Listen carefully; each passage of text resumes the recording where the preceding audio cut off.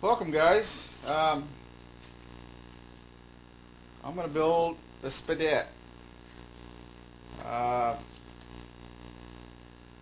If you're new to Coro, new to spads, new to flying, the spadet is an excellent trainer.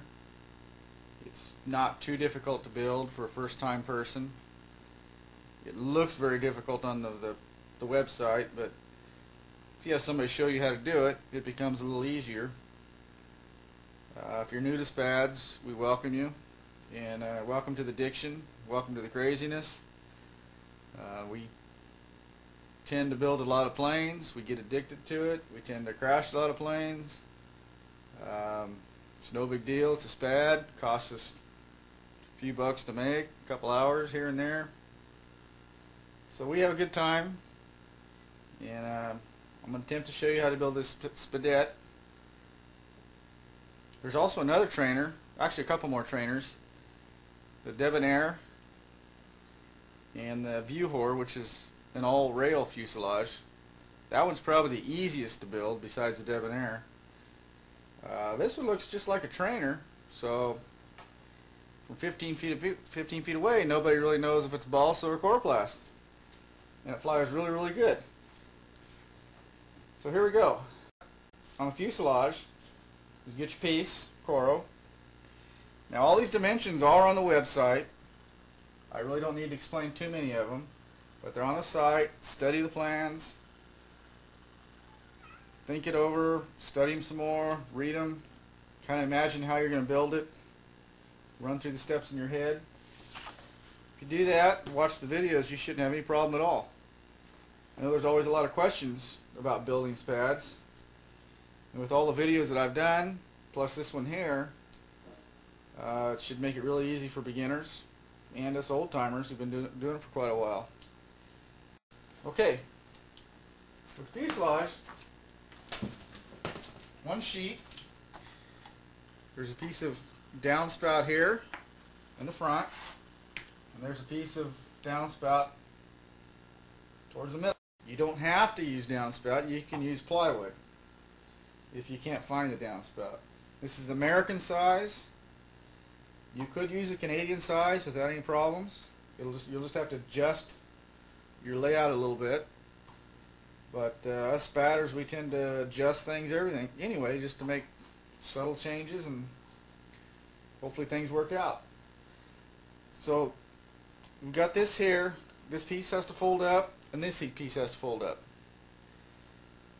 And I found out all Coro is not always exactly the same on the widths of the flutes. Everyone's different. So you really can't follow the plan for the grooves, because you have to cut a groove here and a groove here for it to bend. You can get a general idea, but I've used that dimension, and I've messed up a couple pieces of Coro, so I go, well, why don't I just make a test piece, and that way it's just a little tiny piece and I can get the fold just right. The other thing is, you want to line it up on here so that this piece and this piece fold up the same. If you have it off-center a little bit with the flutes and how much material you remove, one piece could fold up and it'd be lower a half a flute from the other piece. That'll give your plane an angle at the top, because one will be a little bit higher than the other one. So you really got to calculate it out and figure it out. So what I do is I take a piece of pipe and I try to figure out where the middle is going to be.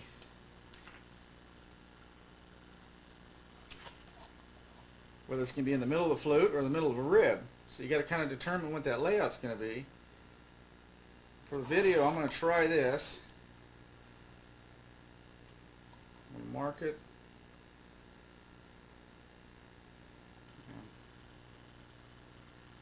Looks like it's going to work best if it's in the middle of the flute. So I'll mark that one, remove it completely, and mark that one, remove it completely.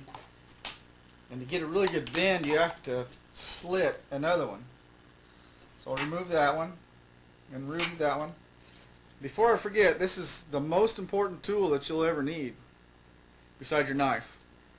It's a pair of carpet blades, hook-in blades, just mount it on a piece of plywood or a piece of metal, whatever you got, and that will remove the flute evenly all the way down, and it won't go through the other side. It's just as easy as that. This is a must-have tool. You do have to be careful though, so sometimes some Coro, when you're going across not being careful, it will jump a flute. So then you ruin that piece. So it takes a lot of practice, but you still got to be careful with it. So I've got those two removed, and I can't quite fold it all the way around. So what I'm going to do, I'm going to slit the flute next to it on the outside, and that'll let it fold around. Very nice like that. So you want to make sure that the flutes do line up, otherwise you'll have a serious problem. And that looks about it. I think that'll work. So what I'm going to do, I'm going to slit the panel the same way.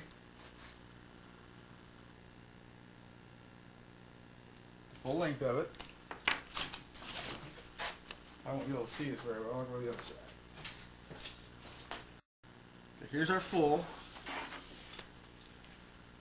Here's the other one.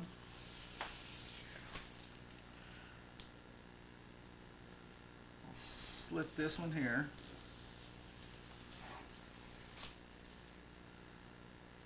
I'll slit this one here. Another thing on the blank, the plans does say it needs to be a certain size. Well, I tend to make it just a little bit oversized on the width and the length, and I can trim it off later. And you want to try to use a factory edge for your front. So here's the factory edge. You can see how this bends up like this. That fits in there just perfect. So what I got to do now that I've got this here, I can find out where to make all the marks to cut out the blank. Now I'm going to step away for a minute, look at the computer, get all the dimensions, and we'll start laying it out. This a couple times, so I don't have the measurements memorized. So what we do, start on the front, first measurement, go to the next measurement,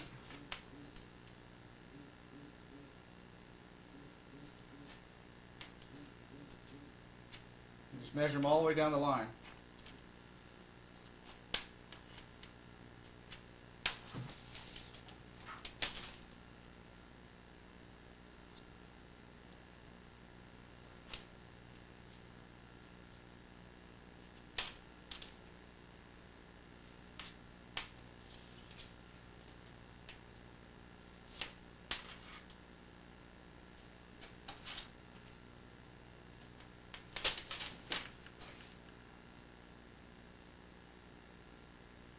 Those measurements. Now I need to get the rest of them.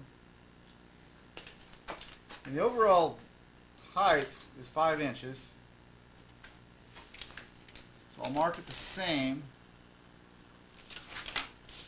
in the cut mark.